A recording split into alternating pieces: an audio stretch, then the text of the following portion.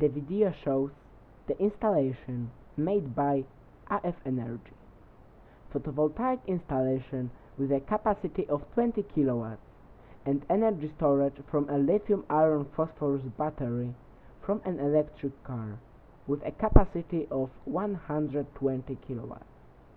The installation works immediately because of the installation of an energy storage facility with such a large capacity. Due to this installation, the voltage in the network drops so much that the previous photovoltaic installation with a capacity of 10 kilowatts worked properly at the same time as the one with a capacity of 20 kilowatts. Thanks to this fact that the inverter is powered by a backup box, the building can function without the power grid almost all year round. You can find contact details of our company on the website or in the video description.